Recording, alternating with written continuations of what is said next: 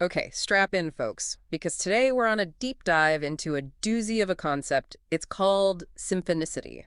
And I've got to say, the name just barely scratches the surface. Right. We're talking about a theory of everything, and I mean everything, supposedly dreamed up by, well, a dream team of thinkers. We're talking big names. Hmm. Jung, Einstein, Niels Bohr, just your casual gathering of geniuses. And get this, they're all holed up in the infinite Hilbert Hotel. Okay, first of all, the Hilbert Hotel, for those who haven't encountered this thought experiment before, imagine a hotel with infinite rooms. Always full, but always room for more. Exactly. Talk about a logistical nightmare. But I guess when you're grappling with a theory of everything, you need a venue that's equally mind-boggling. But anyway, this symphonicity idea, it's about weaving together all these seemingly disparate elements. Synchronicity, gravity, Jungian archetypes, even music. It's ambitious, to say the least, but that's what makes it so exciting. It pushes us to consider connections we might not otherwise make. I'm with you, but let's back up a bit. Yeah, for us mere mortals, break it down.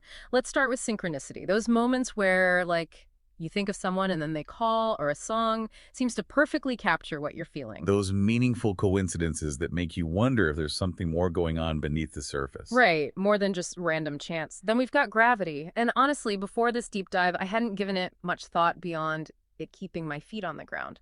Well, what if I told you gravity might be more like a cosmic metronome, setting the tempo for the entire universe? Okay, now you've got my attention. But then we're throwing Jungian archetypes into the mix. The hero, the shadow, all those universal figures. Where do they fit in? That's where the concept of an archetypal field comes in. Imagine a realm where these patterns exist not just as psychological constructs, but as fundamental blueprints for reality itself. Okay, so instead of just influencing our minds, these archetypes are somehow imprinted on the very fabric of the universe. It's a bit like a cosmic library of patterns, influencing everything from the laws of physics to the way galaxies form. They provide the underlying structure, you could say. So we're talking about a universe that operates according to some kind of grand design. And these archetypes are like the master templates. I can kind of see how that ties into the whole symphony metaphor. But where does actual music fit in, beyond just being a catchy name? What if I told you the universe itself might be a kind of music? Think about the rhythms and cycles we see all around us. Right, like the changing seasons. Exactly. The phases of the moon, even the beating of our own hearts. Okay, I see where you're going with this. It's like there's a deeper harmony woven into the fabric of existence. And some physicists, like Wolfgang Pauli, even saw a connection between this cosmic music and the mind-boggling world of quantum physics. Whoa, hold on. Quantum physics. Now that's a curveball I wasn't expecting. We're going from musical archetypes to the subatomic realm. Bear with me, because this is where it gets really wild. You familiar with quantum entanglement? Vaguely. It's the idea that two particles can be linked across vast distances, right? Like whatever happens to one instantly affects the other, even if they're light years apart. Exactly. It's like they're sharing invisible sheet music or something. And Pauli, he believed that this entanglement could be the key to understanding synchronicity. You mean those meaningful coincidences we were talking about earlier? You're saying they might be glimpses into this deeper level of interconnectedness? Precisely. It suggests that our separation is really just an illusion.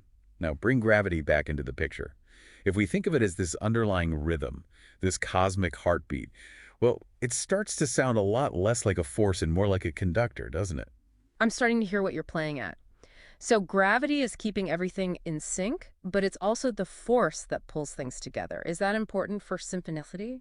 Absolutely. Remember we talked about Jung's concept of individuation, the process of becoming a whole integrated self. Finding your own unique melody, so to speak. Exactly.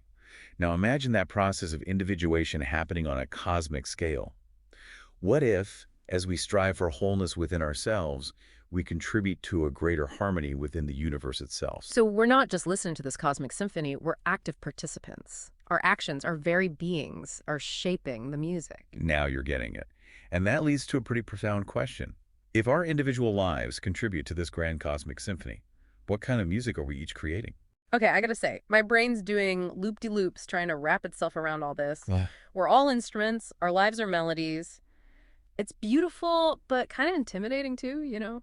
What if my music's just a big old mess? Well, that's where our fictional setting for all this, the Hilbert Hotel, Oh. comes in with a comforting thought. Infinite rooms, remember? Right, always full, always room for one more. How does that help my cosmic stage fright? Think of it this way. Each room, it's like a different possibility, a different way of expressing your own unique sound. There's no right or wrong way to play your part in this symphony. It's about finding your own rhythm, your own harmony within the larger piece. So even if I'm not Beethovening my way through life, just being me still adds something meaningful. Absolutely. Yeah. In fact, think about it. Those imperfections, the off-key notes, those are part of what make music interesting. It's the contrast, the interplay of light and shadow, harmony and dissonance that gives the symphony depth. That actually reminds me of those moments when everything just seems to click. The right people show up, opportunities appear out of thin air. Is it a stretch to think maybe those are like mini harmonies, where our individual tunes just happen to align and something amazing comes out of it? That's a brilliant connection. That's exactly the kind of question those minds gathered at the Hilbert Hotel might be wrestling with. They might even explore whether big historical events, scientific breakthroughs, those could be understood as moments of intense cosmic resonance. Like when individual actions and these universal energies converge and boom, a symphony of change is unleashed. Whoa, now my head's really spinning. So it's not just about listening to this cosmic music, it's about actively playing our parts, even if we don't always realize we're doing it. Just by being alive, we're shaping the universe. And the truly mind-blowing part is, we may never fully grasp how our individual melodies intertwine with the grand symphony of existence. It's both humbling and awe-inspiring. So, as we wrap up our deep dive into Symphonicity, what's the one thing you'd want our listeners to carry with them? I think the most important takeaway is